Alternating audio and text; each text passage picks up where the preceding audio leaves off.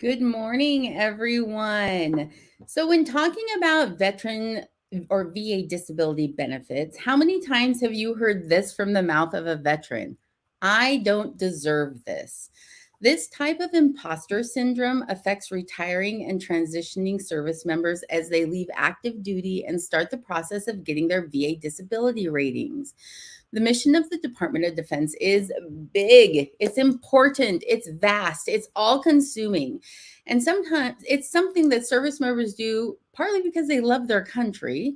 But those intense feelings of patriotism added to learning to normalize aches and pains throughout their service to our country and seeing fellow service members that are in, I'm going to put this in air quotes, quote unquote, worse condition than they are, makes it really hard for them to say to themselves, I've earned this. If you don't think this is a problem, jump on YouTube and check out how many videos there are on helping a service member get a VA rating and that accurately reflects their time in service. Now, I know this because as a military spouse who has a retired veteran, I was one of those looking for ways to support my veteran and help him understand that he should not minimize what happened to his body and mind over his past 2 decades of service. But this is not my soapbox. I have an expert that I have brought here today, someone who has seen and heard it all. Dr. Paul Lawrence, who served as the Undersecretary of Benefits for the U.S. Department of Veterans Affairs from 2018 to 2021. His message to veterans and future retiring and transitioning service members is that they have earned these benefits. During today's live stream, he's going to share his vast knowledge on why imposter syndrome is happening.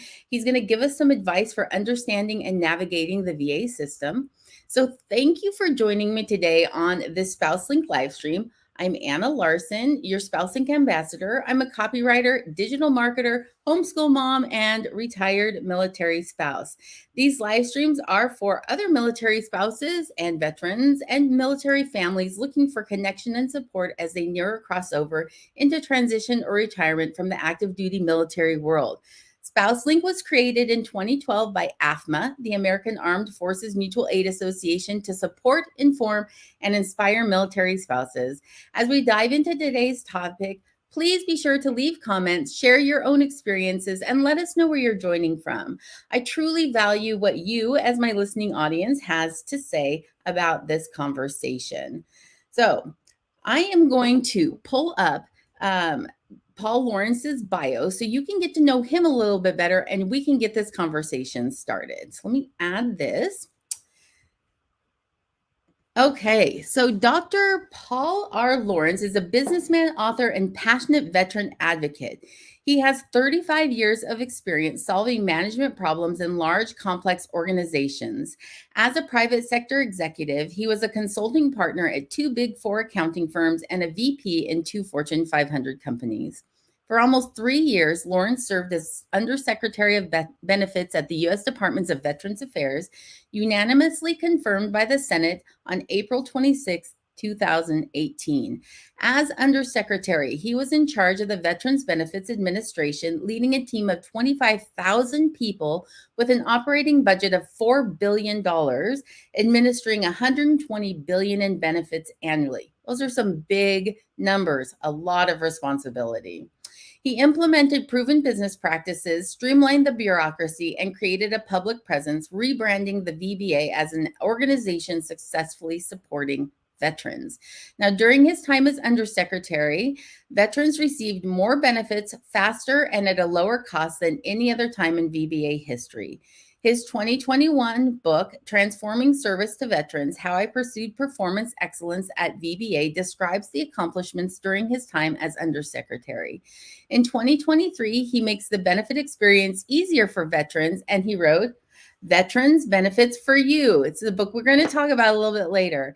Lawrence earned his Master's of Arts and Ph.D. in Economics from Virginia Tech. He earned his Bachelor of Arts degree in Economics from the University of Massachusetts Amherst, graduating Phi Beta Kappa. He is an Army veteran, having completed his ROTC requirements as an airborne qualified captain. And I just want to point out this picture that I love of the day he was promoted to captain, standing with his father, both in uniform. Loved this picture that he sent me. So, okay, let me remove this, and without any further conversation, I'm going to bring up Dr. Paul Lawrence to join us today. Hey, good morning, Anna. Thanks for having me. Thank you so much for joining us. I am really excited about this conversation. As you can see, just from the people that are jumping on listening right now, this is something that I think isn't talked about enough. Sure. Well, you make a really good point. So let's go through your hypothetical here and kind of pull it apart, right? So first, let's start with something you described. Benefits that veterans have earned from their service are, in fact, things they've earned. They're not available to everybody else. You can have these if you serve honorably with some variation, okay? And to think about it, this is part of our national security strategy. People volunteer to go into the armed forces. During that period of time, they get hopefully competitive pay, great experiences and opportunities. But when they leave and become a veteran, the American people through Congress have made all these benefits available to them, sort of things they have earned, and anybody can have them if you were to serve honorably. Okay, so that's one thing. The second thing is I often hear what you describe, which is, oh, so-and-so is much worse than I am. If I get benefits, disability compensation, I'll be taking something from him or her. And that is actually inaccurate. Congress has set up the funding of benefits in such a way that it will always have money for it. It's like Social Security. They will always have money. So if you get benefits, there's money for you, there's money for your buddies, there's money for, so that's just inaccurate thinking. So we need to really kind of pull that apart. All right. Ooh, I love that. I love the beginning of that conversation because you basically just gave them the lowdown of this is why you shouldn't be feeling that way, right? Yeah. Before we jump too far into it, I do want to throw up this slide right here. I'm going to add this here because one of the things I did when we first started having this conversation is I went online and I started looking at posts from veterans who were feeling that imposter syndrome. And these are the kinds of things that they said. They said, I'm a fraud. They said, I didn't deserve this. I haven't sacrificed enough. I didn't work hard enough. I only served 4 years or 6 years or 8 years. My family doesn't think my disabilities are that bad and I shouldn't be getting this much money for them. And then they have these feelings of anxiety and insecurity and shame that happen because of these perceptions that other people are placing on them and they place on themselves. Sure. Okay, well, let's talk about disability compensation. So let's sort of talk about it for a minute, okay? It's really designed to do two things. One, identify something that happened to you in service, but don't forget, it isn't just the money, the monthly tax-free payment, but it should come with care at VA. So it isn't enough to sort of stay. People get care to deal with their situation. All right. So let's be clear that we really want folks to be healthier and begin to go on about their life.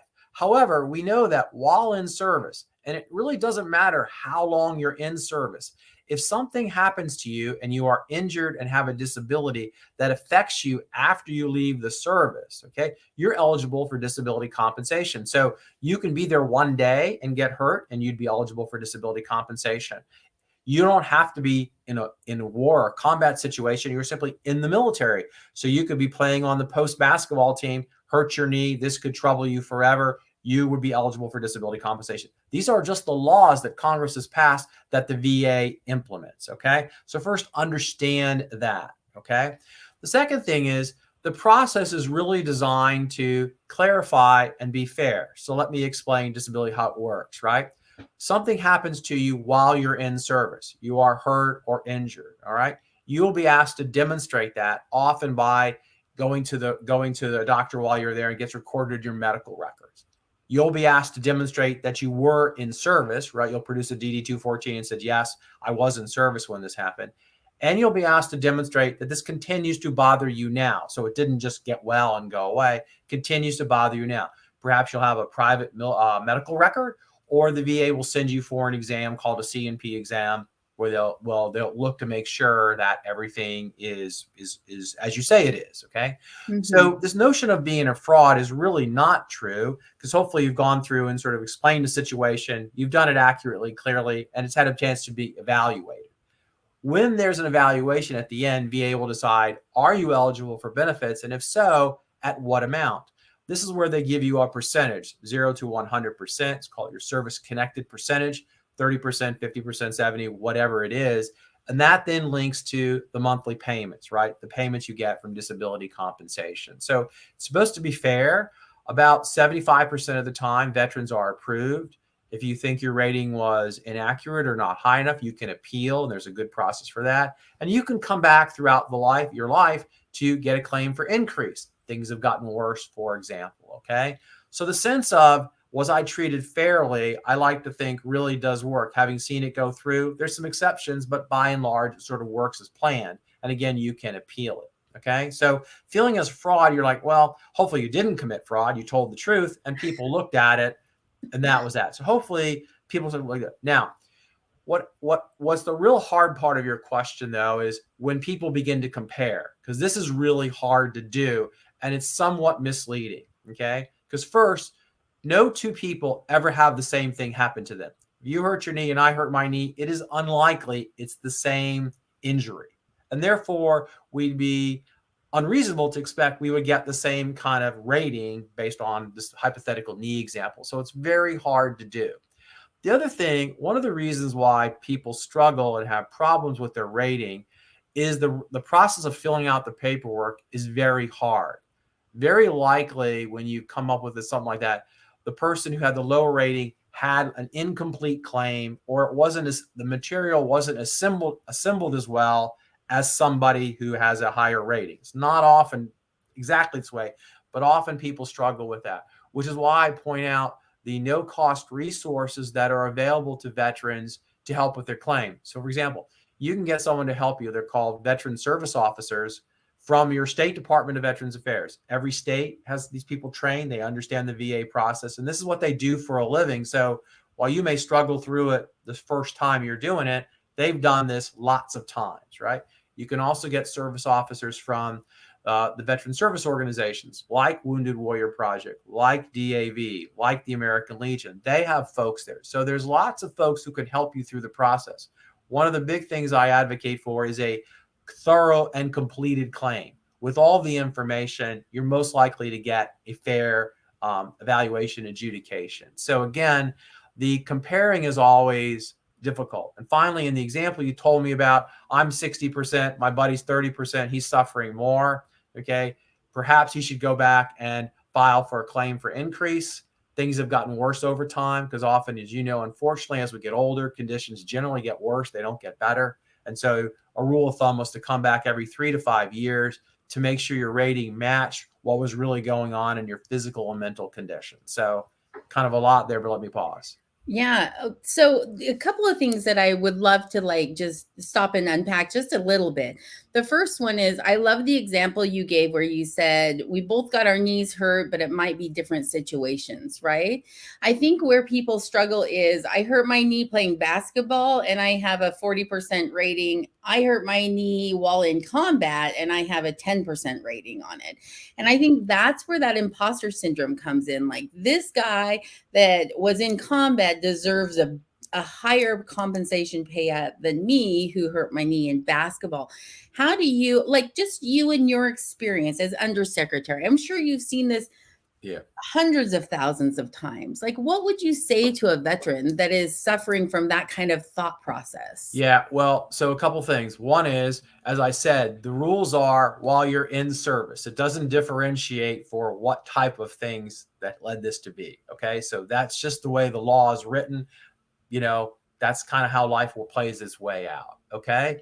And then, you know, yes, when the knees are evaluated in these situations, come to find out, and there's really sophisticated tests about this. I mean, it isn't just like they look at it. They do range of motion, things get measured and the like. And so the example of the person in combat, it was less injured. And that's sort of how it works, right? So there's no special treatment around disability compensation for how it happened by and large. Okay. So that's sort of the way it works. And so I would just say, again, these are earned benefits. The process is very clear. It's transparent. You can read all about it. People will help you and explain it to you in more detail. You can read my book to learn more about it, for example, but that's kind of how it works, right? And so it's just the way it plays out, you know?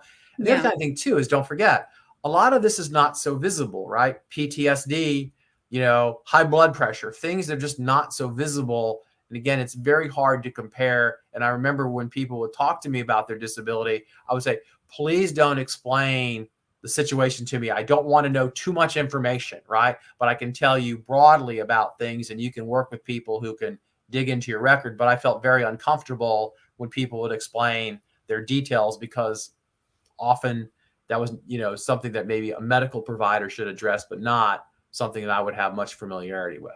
Yeah. Well, that question, that comment that I just pulled up from Allison talks about how I'm just going to throw it up one more time, but there's this tough it out mentality, Yep. right? And whether it's true or not, I would say that the DoD culture does not advocating for yourself while you're on active duty service. And I think that mindset plays a lot into why veterans struggle so much with then feeling like they've earned this benefit, or they deserve more, or they should fight for more even at some point. What would you say to kind of address that conversation where somebody has that feeling? Yeah, well, yes, if something happens to you in service, you think you're eligible for benefit, you should definitely apply. Okay, so first you got to work through that. But the comment she was making is a one that comes up all the time, which is, I hurt my knee and I toughed it out. I never did go to the doctor. So if I go in and say I hurt my knee, I'm going to have a hard time demonstrating that it happened in service. I did not go to the doctor. And this is where the help of a veteran service officer can really be invaluable, because they can come up with ways, and these are all legit, of how you demonstrate something happened. The most famous of which is what's called a buddy statement. When you hurt your knee, most likely somebody witnessed that. You had a statement from one of your buddies, your colleagues, your work, your members of your team. So yes, I was there when he or she hurt their knee, and that is sufficient to demonstrate that it happened in service. Okay. Mm-hmm. So folks understand that. And again, that's where the service office really can sort of say, how can we demonstrate that? Okay. How can we find information if you didn't show it? Right. The other thing too is trauma, which is what leads to PTSD, PTS, is often not revealed. You don't go report it. Okay. But again, there are what are called markers. Okay. Where often if you experience trauma, you do things like drink, like have marital problems, like talk to clergy, like do whatever. Again, people can pull that out and say, I did not report this, but look at how my behavior changed. These are demonstration of something happening that I'm reacting to. So again, that's where folks who are knowledgeable about the process can help service members who have trauma, which may be leading to PTS, get benefits for that. Okay. Yeah. Okay. So you had mentioned some organizations that are supportive, VSOs, some of the like DAV, the American Legion, even I call them counselors, but I know that's not what their name is. The ones that actually work for the VA, right? Right. That can help then set up your claim and make sure that you're doing it properly and all of that. So there's so much misinformation when you're trying to, I guess, find out the best way to go. Things like buddy statements, you get a lot of misinformation on the internet where they're like, it's not even worth it. They don't even read it. It doesn't really matter whether you have it or not. But you're saying that the process is that it does matter, and that if you put these things together, ultimately, you have a claim on your hands then that can be backed up in some way, shape, or form. Right. I mean, the most important thing is a completed claim. Do you have all the information that somebody they call adjudicators? Someone can read it and decide. Okay. So people will help you do that. And that's why I keep coming back to the veteran service officers, right? At these organizations, they understand this process. They've been trained and generally accredited by the VA, background check and the like, to make sure these are, as legitimate people helping you. And again, if you get them from your state Department of Veterans Affairs, for example, or Veteran Services, they'll know what benefits are available to veterans from the state, because they're often different and complementary. Okay. Yeah. So, again, there's a comment I just see, somebody help me do this. That's it, right? They'll help you with getting a buddy statement. It isn't just like, I saw John or Jane fall. Okay. It's like you have to write it a certain way. You have to explain a certain thing so that people will better, do you know what I'm saying? better Yeah. believe it. So again, it's hard to figure out what is wrong. Were you improperly denied, or was the information poorly assembled and legitimately denied? Okay. Right. So again, there's no bonuses for denying. There's no special treatment for denying. Most of the people who decide are in fact veterans themselves, and that, they get no points in heaven for saying no. So it's just a matter of, is the information complete? Can they see the situation you're in and make a decision that makes sense and is fair? Yeah. I'm going to throw this question up there just because I'm curious about it, but is it valuable to shop around for a representative? I'm going to shop around. Sure, absolutely. There's lots of veteran service organizations. Okay. Not everybody's the same. You should ask, where you got help and who was good, right? I mean, you know how it is. Some are good, some are less good, right? Yeah. What I would point out though is, before you go pay somebody for do this, so this is America, everybody has lots of choices, right? You can pay people to help you do this, but again, understand there are no cost options. So think carefully about that. There's many people have had good experiences, no cost options. Some have not, which is why they went hired somebody to pay for this help. But again, I point out there's lots of options to help veterans in this process. Yeah. Okay. So, SpouseLink is really about like supporting the military spouse also to better understand this process. Where often, I mean, we don't go to their doctor appointments with them, or rarely would we do that, something like that. We can help them, remind them of the aches and pains from top of your head down to your feet. Don't forget to put down your backaches and your headaches and your migraines and, those kinds of things that we see and they've normalized in that sense with our veteran. But what is it that a military spouse can do to better support this process and to help that service member navigate through that imposter syndrome of, oh, my knee's not that bad, or, my shoulders only hurt on Tuesdays, or, whatever you want to say? Yeah. Well, I think some of the things you described about encouraging and advocating for themselves. The other sort of thing is, things are only going to get worse. So yes, your shoulders hurt on Tuesdays today, but soon it'll be 2 days a week, and then it'll be 4, and then and then your quality of life may be really affected. So you need to sort of deal with this now. And again, it's not just the payment, it's finding healthcare that will make your, in this example, shoulders better, so they never ache at all. Right? Or that's managed. Okay. So think about it as, the money's supposed to deal with some of the effects of the shoulders, but we really would like to get folks healthier, right? Because then we know life is better. Okay. The other thing too is, it's very important spouses understand your veterans benefits with the VA situation. Okay.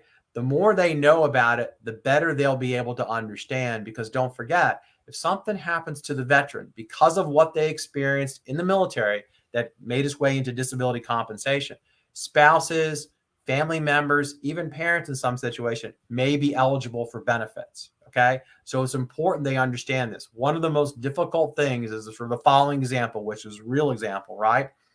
Generally a woman, because this is sort of the demographics, would engage and say, I'm 85 years old. My husband just died. He was a veteran. He was getting something. I don't know anything about it. Am I eligible for anything? We really depended upon it to be able to stay in our house. And now I'm worried we're going to lose our house. So in a grieving process, they now have to go and now find out about dealing with the VA, the world's largest bureaucracy. It's just all bad. So the more spouses can know, family members can know about the situation for the veteran, the better it will be in the long run. Not only can they advocate for them and build confidence, but they will be prepared for, the inevitability for all of us when something happens and they're left to deal with it, right? Yeah. So one of the things that you mentioned is, that we can help the spouse or the veteran advocate for themselves. So one of the comments that came in that I wanted to ask about, can a spouse write a buddy statement? Yes. Yes. But now don't forget, that may not be sufficient unto itself, right? Because part of the buddy statement is demonstrating that it happened and the effects. They would be good on the effects, but they may not have seen it happen because it happened while in training or something like that. But in my basketball example, they could have seen him or her fall down on the basketball game where they were there. So yes, absolutely. Okay. But again, it's, that'll be understood to be the spouse. So hopefully they're not inferring too much they didn't see, and the quality of the statement demonstrating what they saw and the like. But again, it's designed to demonstrate. And don't forget, everyone thinks VA likes to deny people's claims, but that's actually not true. VA has by law what's called a duty to assist, to help veterans assemble the right information so that they can evaluate it fairly. Okay. So one of the questions that always comes up when we're talking about VA disability benefits, there is a massive amount of fear for going back and refiling either an adjustment or fighting a claim that they thought that they didn't get enough on because they're afraid that they're going to get punished in some way, I guess you would say, and get an even lower rating than they originally started out with. What would you say to service members that feel that way about going back and having that, going through that experience of, again, reevaluating what their disabilities are? Sure. So let's piece part of what you just said. So, gee, I hurt my knee. Now it is much worse. I want to get an increase. Okay. Mm-hmm. That's pretty straightforward, but let's pull that to the side. The other is when I got my evaluation for my knee, I didn't think I got enough, right? I think some problem. The appeal, the way you can go about appealing your claim changed in 2019 so that it's now faster and more straightforward. Okay. So the chances of that happening where sort of it gets blown out and they look at other stuff during your appeal are quite limited, because you can limit the appeal to what the decision previously was. Hey, you looked at my knee. I want to go back and sort of appeal this ruling on the knee. And there's new ways to do it that are much faster. You don't have to go see a judge. You can ask for a more experienced person to review it. You can prevent additional information focused on where you think the problem is. And again, it can go much, much faster. So doing an appeal is that. Now, you go back and say, like I said, oh, it's been a lot of time. My knee is there. Are you concerned? They might go and say, hey, well, while we're here, let's check your shoulders or something like that, right? Maybe they'll lower one and whatever. That is a possibility, but a remote possibility. Okay. And under certain circumstances, and you can read about it in my book, at some point when you've had these injuries for so long, they can't by law go back and do that. Okay. So there's a little bit of nuance to this. But what I found was that rarely happens. About 5% of the time it happens. So we shouldn't tell people don't go back because you're fearful of this is going to happen.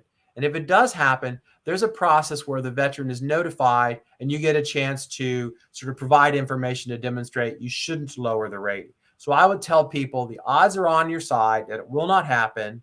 Okay. And if you think something is needs an increase because of the way it's deteriorating or playing its way out, that shouldn't stop you from going back in. Okay. I like that answer. I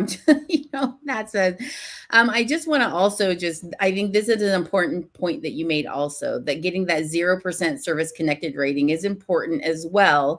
If it's on there as 0%, but then progressively gets worse, the older you get, you can always go back and say, hey, this is now aggravating or increased in the pain or the disability process. So thank you for that comment, John.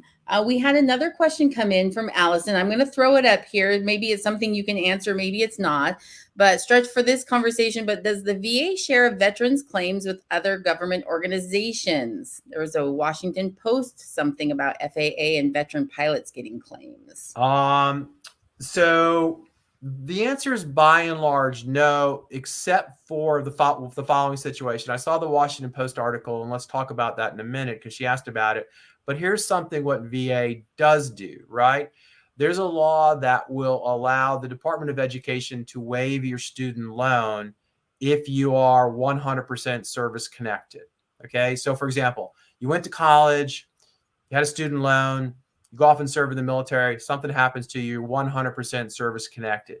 VA provides the Department of Education with who's 100% service connected so they can see if there are any student loans outstanding, right? Department of Education then contacts the veteran to waive it out. So it's designed to only be in situations where it helps the veteran, okay? Now, what she's referring to is a report in the Washington Post about the FAA. This is something that happened after I was there, so I don't exactly know what happens. it would appear that when you apply to be a pilot in the FAA, you're asked a question, which is, do you receive disability compensation from the VA? Okay. I don't know how the FAA checks it before, but I guess they asked the inspector general at the VA to help them look and see if the pilots they had on their list had received disability compensation. So I guess the IG got the pilots. I guess they went and looked in the system and found out, lo and behold, some of the folks had in fact received disability compensation and they had not told the FAA about it. So again, the answer is generally no, this information isn't shared unless it's under special circumstances. I understand why the FAA was doing this. You would have thought they would have had another way to check rather than having to go ask, right? You know, generally speaking, this is just Paul Lawrence now riffing on this. Organizations that ask for self-disclosed information generally have ways to check that. Okay. It would have been easy to ask for all the pilots, let me see your tax returns, because you would have put that information on there, for example. You wouldn't have had to ask the IG to do this. You know, I think that was more shame on the FAA for being so sloppy at its own processes. But by and large, the one thing I would point out, if I leave this part of the conversation, is if you are 100% service connected, you have college loans, contact the Department of Education and make sure they are discharged, waived, because that's the law. Okay, so with that is a great conversation starter for talking about your book really quick, because the Veterans Benefits for you send me a copy of your book. I feel like I am fairly, I'm going to say, versed in benefits, and I found things that were very surprising in here that I did not know, that benefits that were available that I didn't know about. It is a fantastic read. You've written it in such a way that it's very easy to understand. It's very clear what the benefit is, who it's for. I mean, you really give down to great detail. For everyone that is listening in live today and that catches the replay through next Monday, we are going to be raffling off a copy of Dr. Paul Lawrence's book to one lucky winner. So you can scan that QR code, or I dropped the link in the comments. Please click on that link, sign up, and you will be entered to win that raffle. But Dr. Paul, if I can ask you, in your book, what is like one benefit that you talk about that you think maybe veterans and military spouses aren't fully aware of, or that you would recommend saying, hey, make sure you know about this? Well, we discussed the making sure family members know about the veterans benefits. Okay. So that sets in motion a whole bunch of things about survivor benefits and the like. And I have a whole chapter about that in my book. The one thing I'd make sure folks know, or maybe it's underappreciated, two things. The one that's underappreciated is the no money down, the ability to purchase a home at no money down. Purchasing a home is really, really important for a whole bunch of reasons. Live in a great community, have stability, you know, great families, all those things. But it's also generally one of the largest assets in anybody's portfolio, and done well when it appreciates, it really helps your wealth. So home ownership is something to really think hard about. Veterans own homes at a much higher rate than the average population in the United States. And many veterans use the equity from their home to start the business they've always wanted. So I'd encourage them to look at that. The other thing in terms of financial education and like, there's a new program called the Veterans Benefits Banking Program, VBBP. You can find this on the web. A lot of veterans don't use the banking system. They put their benefits on a prepaid debit card and they operate around debit cards as opposed to having a bank account. And as you know, this is just bad for a lot of reasons, the fees, fraud, and the like. And come to find out, when asked, they would say, well, banks charge me fees if I have an account. So through this program, a whole series of banks and credit unions offer no cost accounts to veterans, so you can put your benefits in their bank and benefit from a banking. These are legit, well-known banks and credit unions protected by the U.S. government, all good. Then they even extended it to offer to veterans free counseling, financial or credit counseling, to help increase their financial literacy. So I would say, think about buying a home. This is a great benefit. Think about improving your financial skills, all for free, right? So look at those two benefits. Yeah. Okay. Just that answer right there. I'm like, I know that there are people out there that had no idea about either of those things. At least the fact that how buying a home is going to play into supporting your benefits in that way. And the same with having a bank account and how, the fees and structure. So I love that. We did have a couple more questions come in. We're going to have to wind down our conversation a little bit, but I did want to jump on one. We have this question said, can I piggyback on my wife's question? Does the VA have access to our military medical records without the consent of the service member? Generally, the answer is no, but I'm sure there must be some exceptions that I was never aware of, right? Because generally what would happen is when you file for disability compensation, there was a box on one of the forms that says, can we go get your medical records to help validate the situation, okay? I can imagine under certain circumstances, there might be reasons to go check something out. Perhaps it has to deal with fraud or some questions of legality and stuff like that, but generally that was not done by and large. So it really was supposed to be purpose focused. I like to think people follow the rules. Maybe there were some shenanigans, and that was a pretty good way to get fired if you did stuff like that. Yeah. But no, it was basically to support the claim is why you would access that. And again, if your records, your private medical records, you signed a form, the veteran signed a form for the VA to go get them copies of from your private medical provider, but only with having signed a form. Yeah. Okay. What would be, just to kind of close. So we're going to kind of close down our conversation here. If there was one thing you were going to say to everybody that's out there listening right now, whether they're a military spouse or they're a veteran, and I do want to point out, we have a comment on LinkedIn. I'm going to throw this up here just really quick, but Mr. Williams says he's now comfortable submitting a claim for compensation. So I am going to call this conversation at least one huge win for at least one veteran out there in that sense. But what would you say as kind of like your final thought to the people that are listening to imposter syndrome and VA disabilities? Well, let's build on that last comment, okay?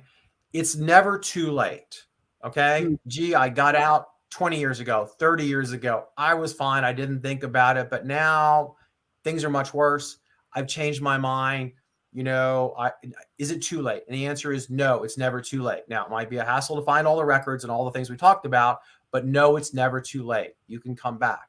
If you think you've been treated unfairly, you can keep coming back as often as you want till you think you've been treated fairly. So I would not be discouraged. And the way this plays out is, think about family members, the elder uncle in your family who served in the military all this time ago. Maybe something is the neighbor, right down the street. Think he or she's a veteran. It's never too late to come get these benefits you've earned. So again, that's probably the one thing that plays on that last comment really well. I love that final message. It is never too late. And I love the way that you've explained this process today. I think that you've given confidence to a lot of military spouses to empower their service member, but also to these service members that have been tuning in as well to feel more comfortable, maybe going after that claim that they had previously thought, oh, I'm going to get a 0 for it. It's no big deal. But to understand that the process it's the long game. It's not just a one and done. There is a longer term vision that we need to have when it comes to looking at the VA benefits. The other thing I really want to bring out, one of your things that I loved hearing from you the most, that I guess I'd never really thought about that way, is you served. It doesn't matter where you were serving or how you were serving, how the injury happened. If it happened while you were serving, it's considered part of that package for disability. Right. And I think that's where so much of that imposter syndrome comes from. If I didn't get it while in a battle or while in combat or in a combat zone, I don't deserve this. I think that is that mindset that people keep coming back to. By people, I mean veterans. Yeah. And so military spouses that are out there and listening, remind your service member of what Paul has said today.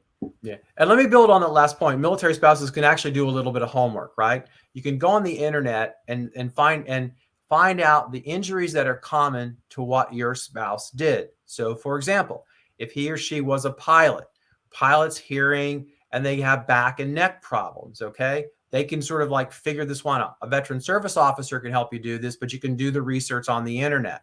If your spouse was in a tank, again, hearing, and neck and back injuries. Good example is my brother. He's sitting at my daughter's wedding 4 or 5 years ago. Afterwards, I go to thank him for coming.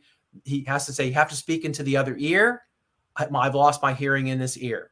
And I go, well, let's see. You were in the chemical corps. You hung out with mortars, loud noises, and the like. I said, gee, that's probably service connected. I can't do anything because I'm in office, but I strongly recommend you get, and that was it. His hearing had been affected. He had been around loud noises. And when I mentioned it, his wife said, thank goodness you're telling him that. I'm tired of screaming in that ear. And that's an example. You can find this out, and the spouses can encourage, say, listen, this is just what the research shows. I know what you did in the military. I know what the consequences that are likely to be. If this didn't happen to you, consider yourself lucky, but you might want to be looking at these kind of conditions. Yes, yes. And, just to piggyback on that, I had a live stream a few months ago with Tyrone Hewitt about benefits disability at discharge, that process of starting your VA claim. And one of the first things he said was, if you have a spouse or a partner, you sit down with them and say, what's wrong with me? Right. And you'd have them document everything that they know to be an issue with your body and your mind and all those things, because they're, again, veterans have normalized the aches and pains. It's just what they do, right? It's as an active duty service member. That's just one of those things that they do. So Thank you so much, Paul, for joining me here today. We're going to wrap this up. I do want to, let me add this up here. Can you tell people where best to find you? We only have one option, so it's easy, but certainly. I don't do much on social media, but where I do things is on LinkedIn. You can follow me. There's my link. It's my name on LinkedIn. I try to post information about benefits to help veterans, different programs and resources. If you have a question, I'm happy to do whatever I can. So send me a direct message. But yeah, that's where I try to put information. And of course, the book is available on Amazon. And Anna, as you said, it really was designed to answer all the questions I got. I don't understand. I don't know them all. It's too hard. Can you please explain it to me? So I'm glad you pointed out that it's easy to read. That was my goal. And it's comprehensive. It lists all the benefits.